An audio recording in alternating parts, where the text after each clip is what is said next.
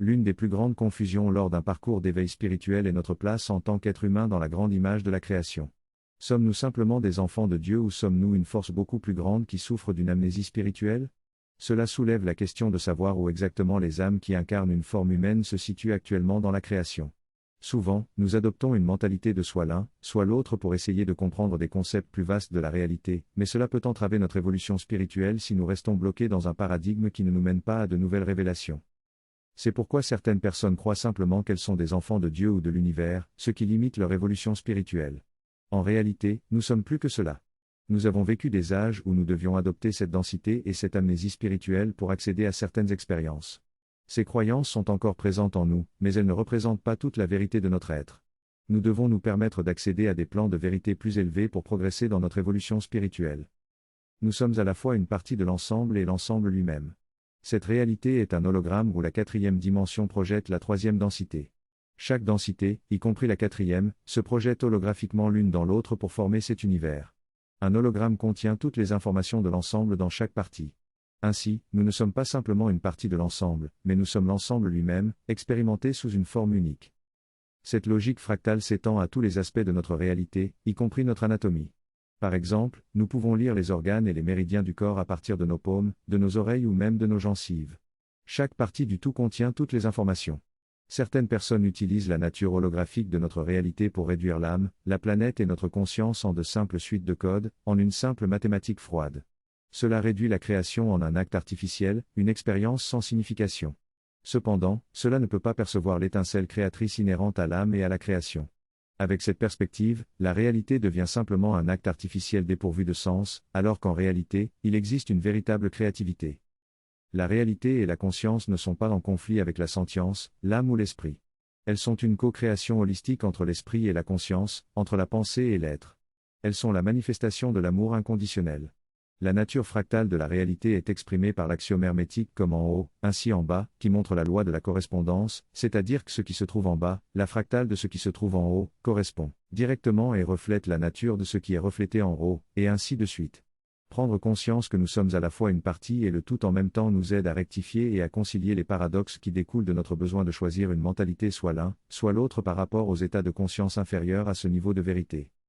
Cette perception a le potentiel d'être reconnue comme une simple nuance, mais elle est en réalité bien plus que cela, car elle déplace notre champ énergétique vers un tout nouveau domaine de fréquence où nous sommes capables d'accéder à davantage d'informations, car nous nous trouvons à un niveau supérieur de conscience par rapport à celui à partir duquel nous opérions auparavant, cherchant à obtenir des révélations supérieures et à incarner davantage notre être, ainsi qu'à évoluer spirituellement. Mais on ne peut aller que jusqu'à un certain point avant de rencontrer un plafond de verre, car la vérité que nous sommes enfants de la source ne peut nous conduire que jusqu'à un certain point. Car une vérité demeure une vérité, mais cela dépend du degré auquel cette vérité nous parle. Une vérité à un niveau de réalité peut ne pas être la totalité de la vérité à un niveau supérieur de réalité. Ainsi, même la vérité peut n'être qu'une demi-vérité jusqu'à ce que nous incarnions les compétences du maître ou du magicien, qui résident dans le paradoxe. Le paradoxe et la nuance sont les moyens par lesquels nous sommes capables d'incarner continuellement des vérités supérieures sans qu'elles s'affrontent, mais plutôt de les harmoniser. C'est en réalité la plus profonde vérité de l'archétype du magicien, et c'est pourquoi on le représente toujours avec le symbole de l'infini au-dessus de sa tête. Il réconcilie le paradoxe et la dualité à l'intérieur de ce symbole de l'infini, sans opposer les vérités supérieures aux vérités inférieures, mais en les harmonisant, en les réconciliant grâce à la nuance et à sa capacité à transmuter l'inférieur en supérieur. Le paradoxe requiert la capacité de discerner et de percevoir les nuances. Cela requiert que nous élargissions suffisamment notre conscience pour percevoir les vérités relatives et les vérités absolues, qui ont toutes deux leur place et leur but. Par exemple, le divin doit garder à l'esprit que nous sommes dans une illusion, mais seulement afin de ne pas la confondre avec tout ce qui existe. Considérer la réalité comme une illusion d'un certain point de vue ne diminue pas cette réalité d'un autre point de vue, mais cela permet de relier l'esprit à un niveau supérieur de conscience au-delà de cette réalité.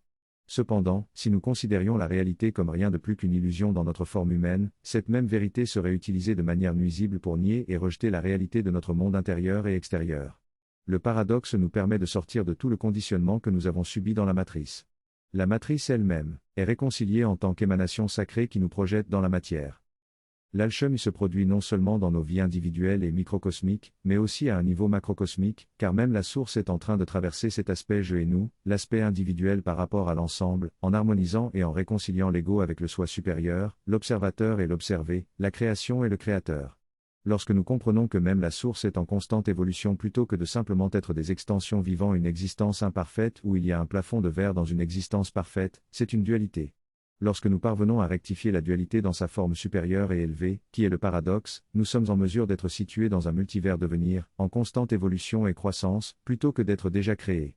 Ainsi, la différence entre être dans un multivers créant ou un multivers déjà créé est aussi vaste que celle d'un navire dont la roue est seulement à 1 cm de sa destination, ce qui finit par nous mener à un endroit totalement différent au fil des miles et des miles de notre voyage. J'espère que cela vous a aidé à naviguer dans les mers holographiques du multivers. N'hésitez pas à vous abonner à ma chaîne pour obtenir des conseils dimensionnels supérieurs à travers les réveils spirituels. À bientôt.